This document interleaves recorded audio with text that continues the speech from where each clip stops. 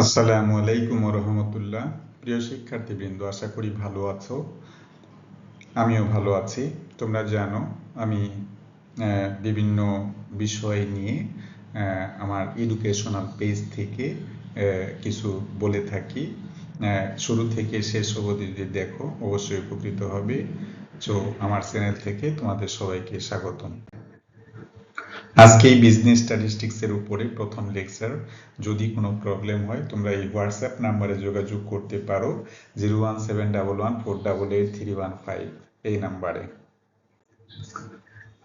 যারা BBA honours second ইয়ারে আছো তাদের একটা সাবজেক্ট আছে বিজনেস স্ট্যাটিস্টিক্স ইন ইংলিশ। এই বিষয়টা সম্পূর্ণ ইংরেজিতে করা হয়, এটা তোমাদের একটু পরিশ্রম করে দেখতে হবে। তো এখানে যারা বিবিএ অনার্স সেকেন্ড ইয়ারে তাদের জন্য প্রযোজ্য। তো এখানে যে অধ্যায় নিয়ে আমি আলোচনা করতেছি সেটা হচ্ছে মেজার অফ সেন্ট্রাল টেন্ডেন্সি। তোমরা জানো কেন্দ্রীয় প্রবণতার পরিমাপ।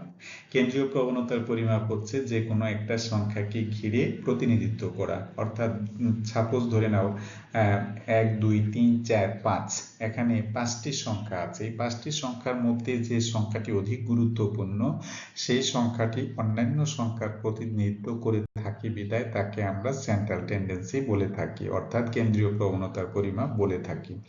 এরপরে তোমরা আস্তে আস্তে বিস্তারিত জানতে পারবে।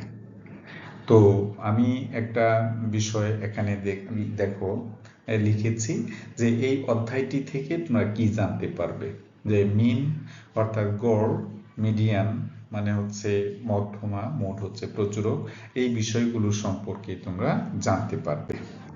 এখানে আনগ্রুপ ডাটা থেকে নর্মালি আমি একটা অঙ্ক তৈরি করেছি। যেমন ধরো 6 8 এবং 10, ভেরি সিম্পল। 6 8 10 এখানে 3টি সংখ্যা আছে, তাহলে এখান থেকে যদি আমি এভারেজ করি তাহলে দেখো x বার equal to summation x divided 10, এটি হলো সূত্র।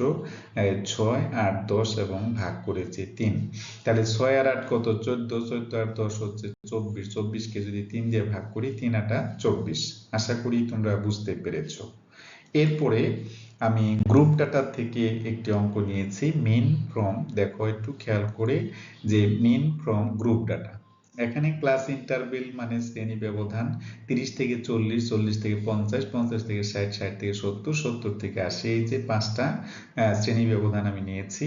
এখান থেকে ফ্রিকোয়েন্সি হলো 5 4 6 10 5, এই 5টা মিলিয়ে দেখো 1 5 4 9 6 15 আর 10 হচ্ছে 25 আর 5 হলো টোটাল 30। মিড পয়েন্ট কাকে বলে? মিড পয়েন্ট মানে হচ্ছে মধ্যবিন্দু। কার মধ্যবিন্দু? ক্লাস ইন্টারভেলের মধ্যবিন্দু। এখানে 30 এবং 40কে তুমি যোগ করো, কত হয়? 70। 70 এর মাঝের যে সংখ্যাটা অর্থাৎ 2 দিয়ে যদি ভাগ করি তাহলে 35। তাহলে এটা যদি 35 হয় পরেরটা কি হবে? 45, যেহেতু সবারই ডিফারেন্স হচ্ছে 10 করে, তাহলে প্রথমটা 35 হবে, পরেরটা 45, 55 65 এবং 75। আশা করি বুঝতে পেরেছো।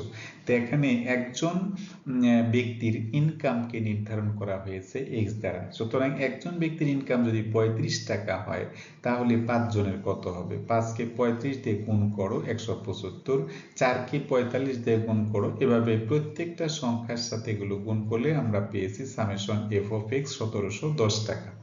এই 1710 টাকা। এখন যদি আমি একটা সূত্র সেট করি তাহলে দেখো x বার equal to summation f of x divided 10 equal to 1710কে 30 দিয়ে ভাগ করলে 57.67 পয়সা।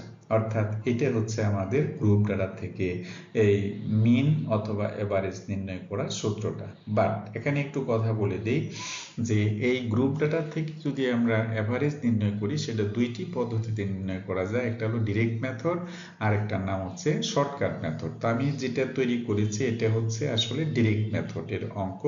আমি পরবর্তীতে এই অঙ্কটাকেই শর্টকাট মেথডে করিয়ে দেব, ঠিক আছে?